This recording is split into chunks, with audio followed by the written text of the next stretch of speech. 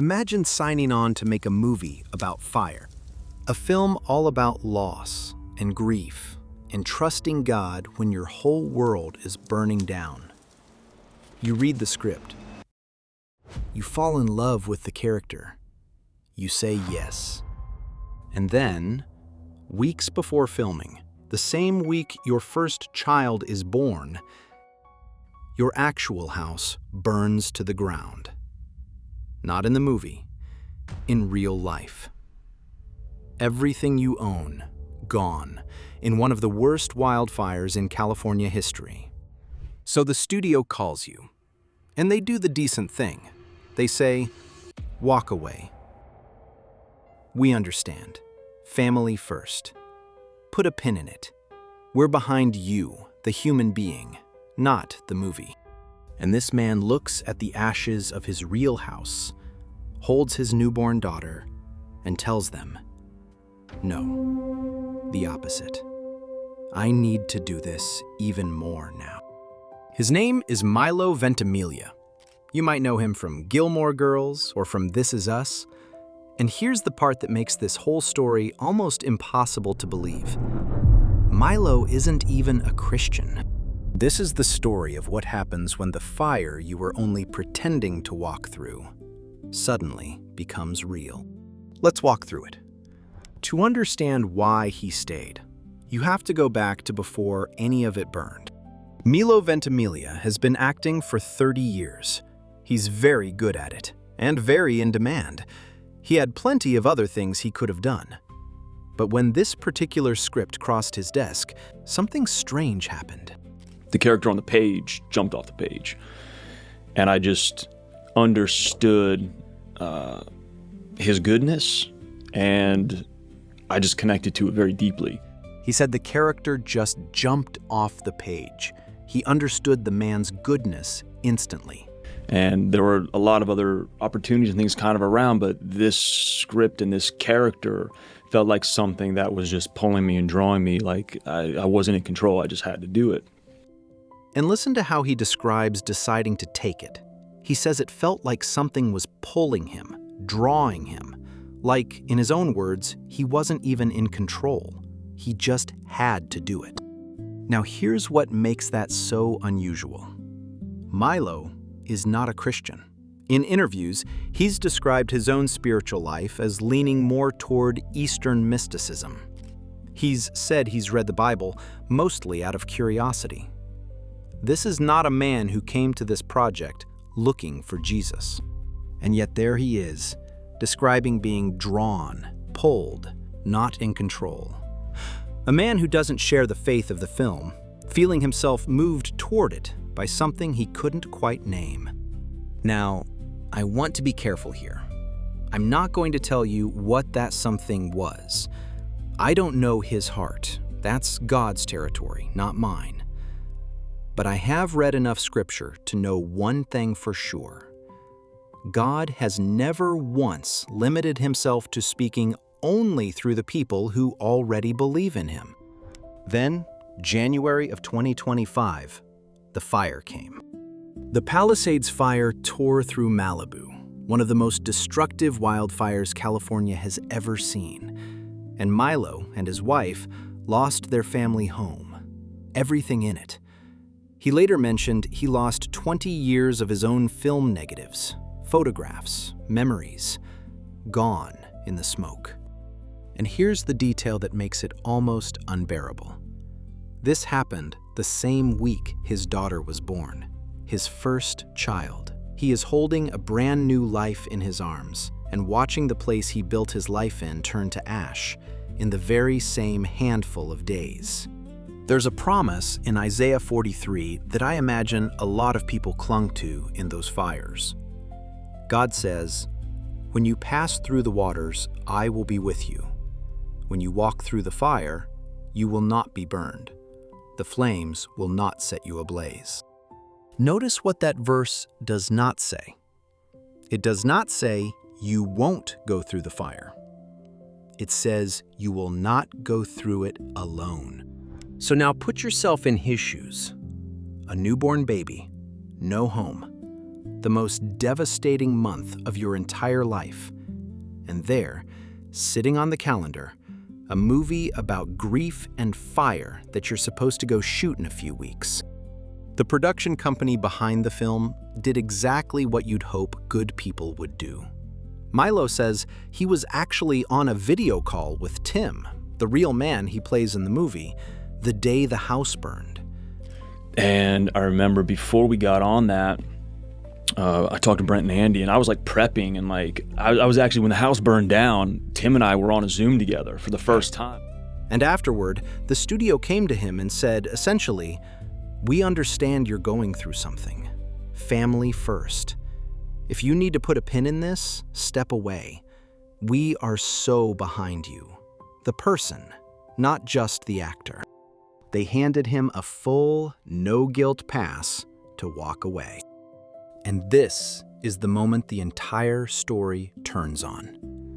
They had said to me, they said, "Hey, we understand you're going through something. Like, we're fully here for you. It's family first." And they said, if you need to kind of put a pin in this, if you need to like step away, if you need, like whatever you need to do, like we are so behind you, the human being, the person that's experiencing this. And I said, no, actually the opposite. I said, I need to do this even more now. He told them no. Actually, he said, the opposite. I need to do this even more now. Read that again. The one thing that would have given almost anyone else on earth every reason to quit was the exact thing that made him refuse to. The fire didn't push him away from the story. It pulled him straight into it. And so as we were prepping and everything, I lose my house in a fire, Yes, our family home in a fire. And here's where it gets, in his own word, eerie. And yet I go back to the script, and there's so much about, like God is in the fire, and just, talk, like quite literally talking about fires. I'm like, that's just eerie. Yes. Here's something that I was running toward initially. After the fire, he goes back to the script. The same script he'd signed on to months earlier. But now he really reads it. And it is full of fire. It talks over and over about how God is in the fire. And now it's like connecting on like such a deeper level underneath that. And He is holding pages about surviving the flames while standing in the ashes of his own burned down house. He said it was like the story had been connecting to his real life on a level he never saw coming. God is in the fire. Milo may not have known it, but that phrase is one of the oldest stories in the entire Bible. In the book of Daniel, 3 men are thrown into a furnace for refusing to bow to a king. A fire so hot, it kills the guards who carry them to it. And when the king looks inside, he doesn't see 3 men burning. He sees 4 men walking around unharmed. And the 4th one, he says, looks like a son of the gods. God didn't keep those men out of the fire. God met them in it. And the song at the very heart of this movie, a song called Even If, comes from that exact story. Those 3 men, before they're thrown in, say, "Our God is able to save us. But even if he doesn't, even if we burn, we still will not bow." Even if. That's the whole thing. A faith that holds not because God fixes it, but even when he doesn't. If a true story like this is exactly the kind of thing you come to this channel for, do me one quick favor and tap that subscribe button. It genuinely keeps this whole thing going. Okay. Because what happened after he said yes might be the best part of all. So he goes. He packs up what's left of his family and he drives to Nashville to make the movie. like I remember pulling into Nashville and like seeing my wife's shoulders drop. And he describes pulling into the city and watching his wife's shoulders finally drop. And just here we were, and, meeting up with Tim and Hillary and meeting their family, and then Bart and Shannon and their families, and just seeing all the community that was here. It just felt very healing for us. That first real breath after months of holding it. He said it felt healing. And I mean, to this day, it's like one of like the top 3 experiences I've had in my 30 years of making movie and TVs. In fact, he called making this film one of the top 3 experiences of his entire 30-year career. Sit with that for a second. The worst season of his life produced one of the best experiences of his life. That is not a coincidence you can manufacture. That is the strange math of grace.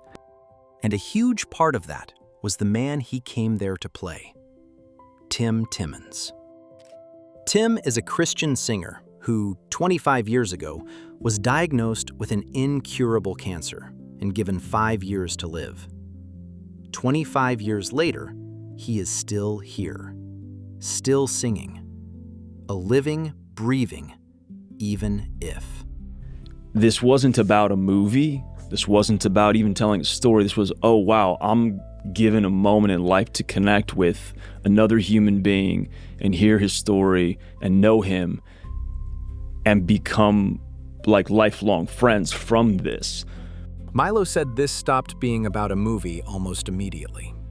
This wasn't about a movie, he said.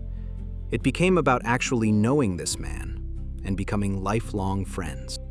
And Tim, the believer, said something beautiful about that friendship.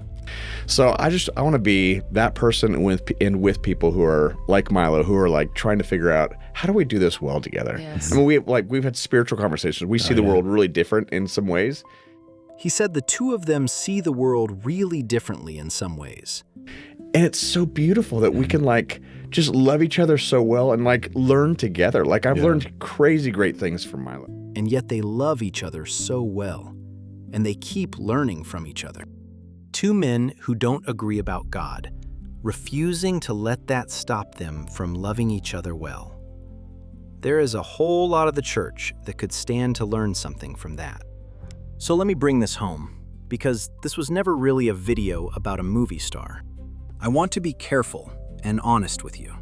I cannot tell you that Milo Ventimiglia found Jesus in that fire. He hasn't said that, and I am not going to put words in his mouth or a verdict on his soul. Where he stands with God is between him and God. But I can tell you what his story preaches, whether he meant it to or not. The fire is coming for all of us. Maybe not a literal one, but the diagnosis, the phone call, the empty chair, the year everything falls apart. It comes for everyone. Nobody walks through this life without walking through the flames. And when it comes, you will have exactly 2 options. You can run from God, or you can run toward him. Milo had every reason on earth to walk away from a story about God in the fire. And instead, standing in the ashes, he ran straight into it. The 3 men in Daniel didn't get to skip the furnace, but they were not alone in it. And neither are you. That's the promise. It was never, you won't burn. It's, I will be in there with you, even if. Father, for everyone watching who is standing in the ashes of something right now, let them feel that they are not alone in the fire, that you are in there with them. Give them the faith to say, even if you don't fix it the way I begged you to, I will still trust you. Amen.